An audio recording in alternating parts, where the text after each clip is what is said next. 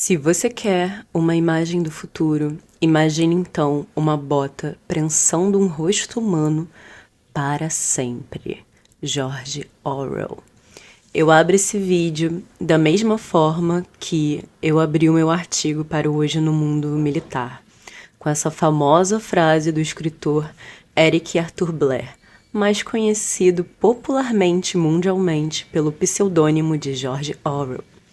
Quando Orwell escreveu essa frase em seu mais famoso livro, um livro que com toda certeza você conhece, o 1984, ele descrevia um futuro distópico, ou seja, nada mais, nada menos que uma deturpação da utopia, já que enquanto na utopia nós imaginamos um lugar, uma sociedade maravilhosa, a sociedade ideal, com felicidade, harmonia entre todo mundo, lá na distopia a gente tem total inverso. A sociedade passa a ser organizada de forma opressiva, assustadora e até mesmo totalitária.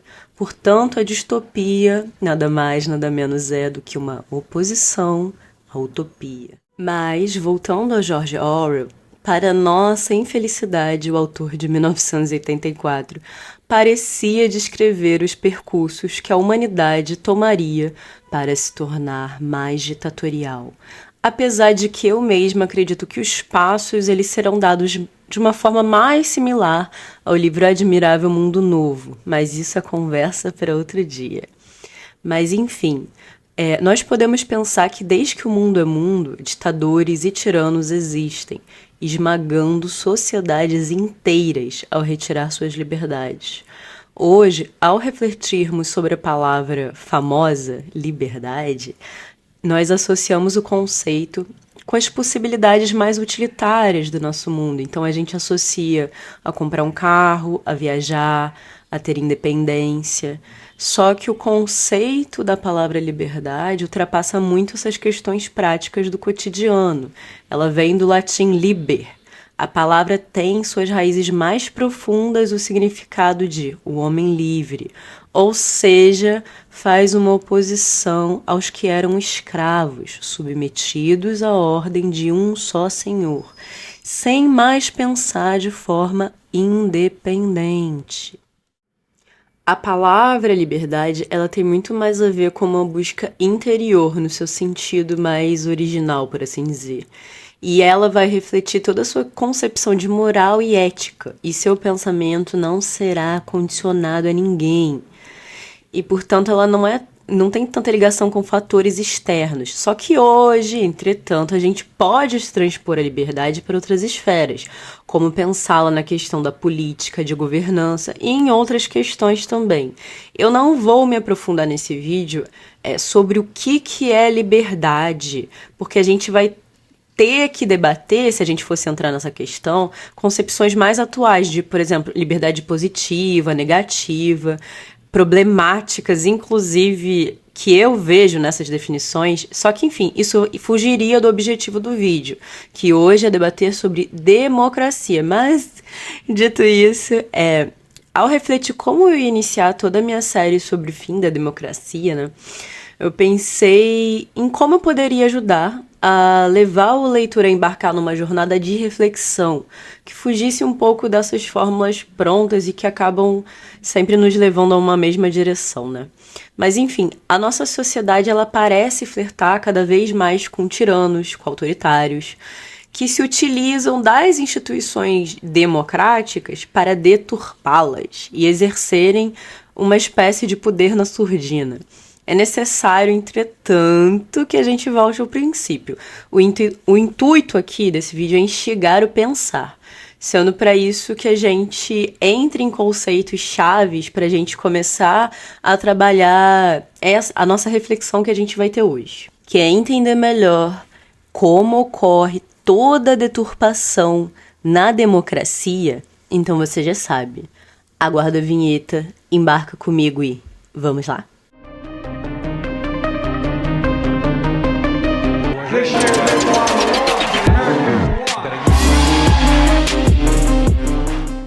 Olá, eu sou Bárbara Martinelli. Seja muito bem-vindo ao canal Voz Armada, seu canal que descomplica o hospício que é o mundo da geopolítica e, é claro, do militarismo.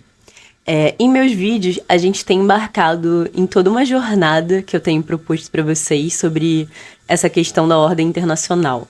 Eu tento sempre analisar os conceitos da nossa atualidade, seja da guerra da Ucrânia, seja da relação entre os países, e sempre trazer isso para a esfera de poder, que é um pouco maior do que a gente está vendo. Se no microcosmos a gente já consegue identificar essa disputa do poder, que vem lá do macro, é porque a gente já está numa etapa muito avançada da disputa, cujo passo final poderá nos levar a consequências e a cenários também muito devastadores. Mas hoje a gente vai sair um pouco de toda essa questão das relações internacionais e também da geopolítica, obviamente, e a gente vai refletir sobre o pilar hoje que parece dominar toda a nossa sociedade, que é fazer tudo e mais um pouco visando atingir sempre o mesmo ideal, que é uma sociedade democrática. A palavra democracia encontra sua definição em democratia, que é de origem grega, onde demos significa povo e o kratos significa poder, ou forma de governo. Portanto, num sentido bem literal mesmo, a palavra democracia seria o poder do povo ou então o governo do povo. Então, assim, nessa forma de regime político, os cidadãos possuem o mesmo estatuto e garantias de participação política. Dito isso, em uma democracia, as tomadas de decisão políticas, né, no caso, precisam estar de comum acordo às vontades do povo. Na atualidade, a maioria dos países utiliza do que a gente chama de democracia representativa e não a democracia direta. Um desses casos é aqui no Brasil, por exemplo. País esse que eu acredito que a maioria que assiste meus vídeos vive ou pelo menos viveu, né? Mas enfim, a democracia na maioria dos países, como eu disse, é representativa, como no caso brasileiro. E ela é utilizada para as tomadas de decisão. Logo, a população, ela elege os representantes que expressam as suas vontades, ou aquilo mais próximo do que elas imaginam, né, que precisa ser feito no país. E essa escolha dos representantes é feita pelo que a gente conhece, que é o voto. Bom, a democracia, ela também carrega alguns princípios que são meio que indispensáveis, tais como a liberdade, né, dos indivíduos perante os representantes do poder político, especialmente perante o Estado, a liberdade de opinião e de expressão da vontade política, multiplicidade ideológica, liberdade de imprensa, acesso à informação, igualdade dos direitos e oportunidades favoráveis para que tanto o povo e quanto os partidos se pronunciem sobre decisões de interesse geral e da alternância de poder, conforme os interesses dos cidadãos se manifestem. Isso tudo, né, em resumo, estaria dentro do conceito do que hoje é encarado como democracia. Dito isso, as democracias elas se tornaram muito comuns no nosso mundo, se tornando não só um regime muito popular, como almejado por diversos países que não o possuem. Entretanto, ao contrário do que muitos podem imaginar, não é o mundo todo hoje que vive no regime, né, democrático que a gente está falando aqui. No índice de democracia de 2021, 74 dos 167 países e territórios abrangidos, ou seja, 44,3%, são considerados democracias. O número de democracias chamadas plenas caiu para 21 em 2021, já que um ano antes, né, em 2020, a gente tinha 23 democracias plenas, representando uma diminuição da democracia plena, portanto. Já o número do que a gente chama de democracias imperfeitas aumentou para 53, indo inverso à democracia plena, né?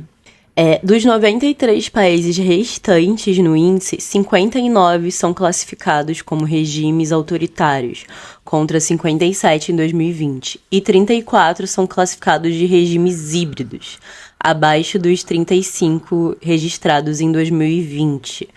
Portanto, o híbrido seria uma espécie de democracia com autoritarismo, demonstrando que houve um aumento também nessa forma, né, de regime político. Países como a Venezuela e a Nicarágua são exemplos recentes de países que perderam a sua democracia, por exemplo.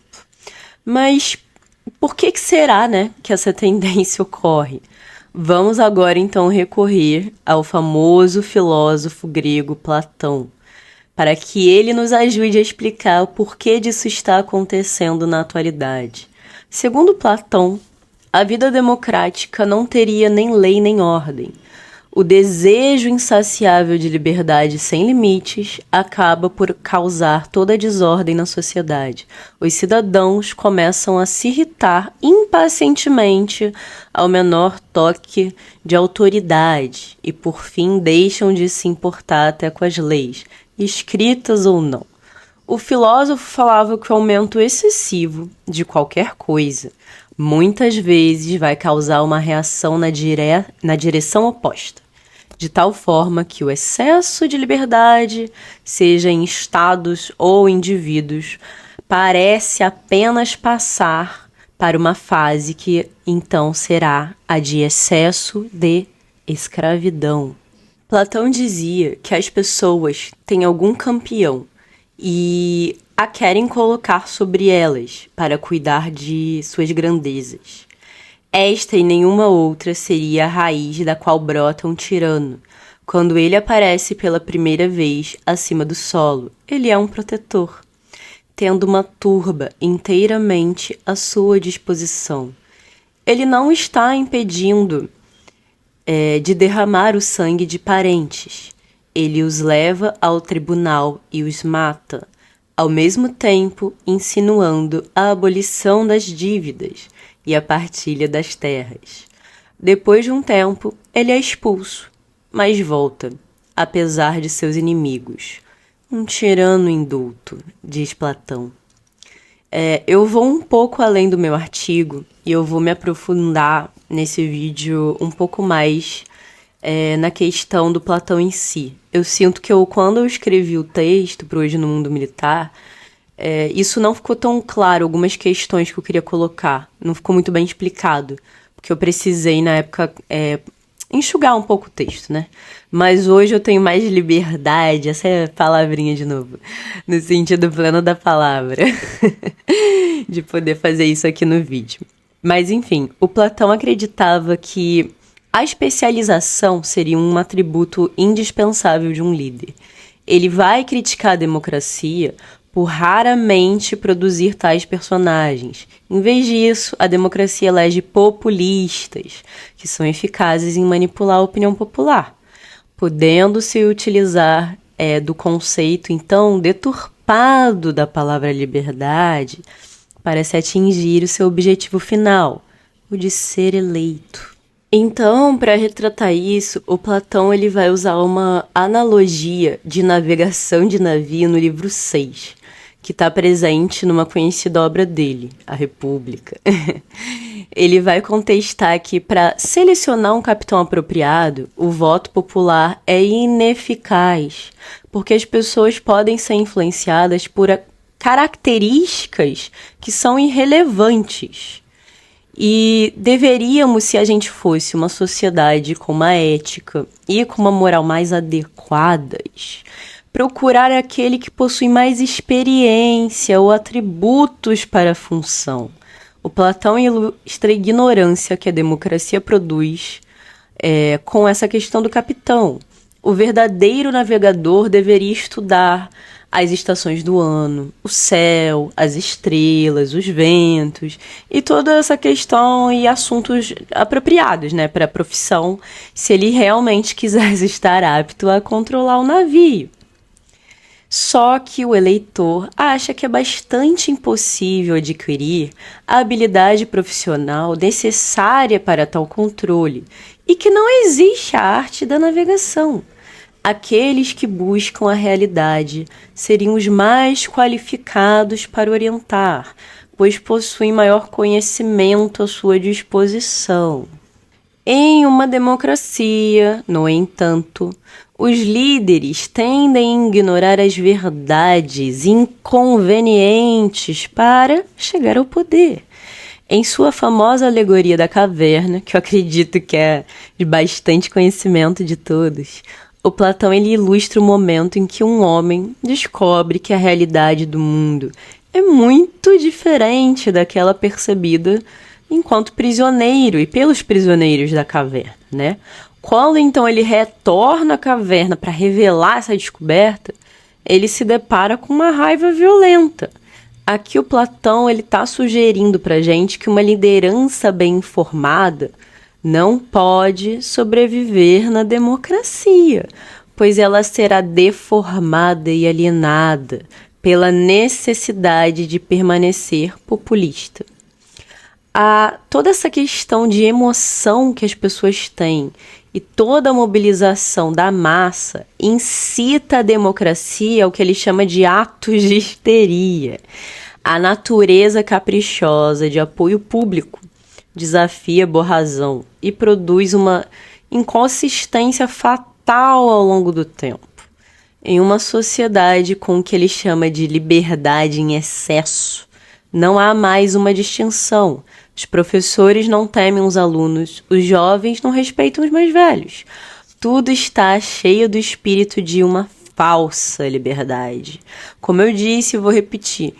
Eu não vou entrar nesse vídeo a respeito do fato e do que é liberdade, tanto para Platão, apesar de eu estar colocando aqui o sentido de liberdade dentro da política para ele, pelo menos como ele vai tratar essa liberdade, mas eu não vou debater hoje o que é liberdade, só para ficar bem claro isso, porque a gente a gente teria que percorrer, assim, muitas formas, né, de como a palavra liberdade foi tratada, seja por Platão, por Kant, até por filósofos um pouco mais modernos, e também a famosa questão de liberdade positiva e negativa, do qual eu própria não concordo. Então a gente não vai entrar nisso hoje, só para deixar bem claro, tá?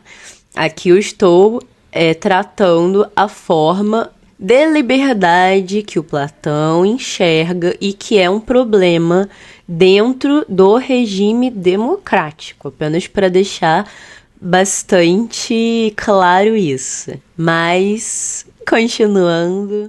Bom, o Platão, ele estava muito preocupado que a sociedade acabasse por causar um conflito maior, um conflito político que fosse gerar fome por um líder único e forte, ou seja, um tirano, né? Como eu disse no início, citando Platão, o aumento excessivo de qualquer coisa muitas vezes causa uma reação na direção oposta. A liberdade pode se tornar extremamente injusta, porque a liberdade absoluta envolve permissividade total, e se a liberdade estiver nas mãos erradas, ela rapidamente se transformará em tirania. O que o filósofo quer dizer com isso tudo é que a liberdade precisará ser alcançada a qualquer preço. Com isso, geramos também o que ele chama de interesse mesquinho, que utiliza uma busca desenfreada por uma suposta liberdade, criando facções e poderes paralelos para tentar dominar a política. Isso vira terreno fértil para o tirano, que passa a manipular as massas em nome da democracia. Bom, outra questão que a gente pode apontar também seria a respeito das questões em que os cidadãos podem se encontrar divididos. E muitas vezes, dentro dessa sociedade democrática, eles vão estar divididos, já que, em tese, numa democracia a gente não tem um pensamento hegemônico. Numa democracia socialista a gente teria, mas isso é papo para outro momento. Enfim, na sociedade democrática clássica, há um dispersar das ideias que muitas vezes, inclusive, elas se confrontam. Mas então, voltando à questão, como um ponto de vista deve prevalecer sobre o outro? A maioria sempre precisa ser mais importante que as minorias? Deixo aí as perguntas para vocês. Mas, enfim, partindo das questões apresentadas, a gente pode ver que dois problemas, eles parecem surgir assim de forma bem clara da democracia. Um seria esse desejo desenfreado pela liberdade que levaria à criação de grupos que tentariam dominar a política para falar em nome da democracia, e o outro seria essa questão da divisão da sociedade. A forma como tiranos ou ditadores chegam ao poder é justamente utilizando essas duas vias. Bom, vamos então ao que interessa, não é mesmo? A primeira forma de alcançar o poder seria pelas elites, que trabalhariam com a ideia de que a forma de organização social delas é melhor do que a que está implantada em um Estado. Ou seja, creem que a sua forma de pensamento a respeito das liberdades e de direcionamentos políticos é a forma ideal de democracia. Esse pensamento se liga a tudo que a gente falou anteriormente. Essas elites afirmam que a sua liberdade é melhor do que a existente e ela precisa ser alcançada a qualquer preço, levando a uma forma de pensamento hegemônico. Aqui podemos já observar como o pensamento coletivista também ocorre. Mas enfim, outra questão que também podemos levantar, indo além só dessa deturpação da palavra liberdade, do seu sentido original, já que não existe mais ou menos liberdade, isso é uma falácia. Ou se existe liberdade ou não se existe, é simples dessa forma.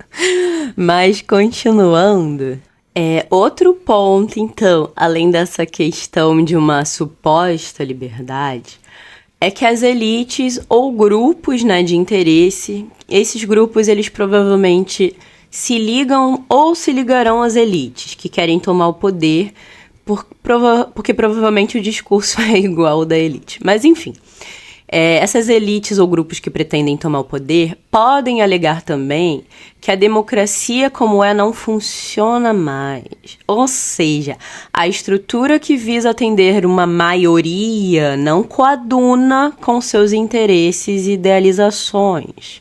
O grupo sente, por exemplo, em uma eleição que ele vai perder. Portanto, com isso, seu poder e de influência diminuirão.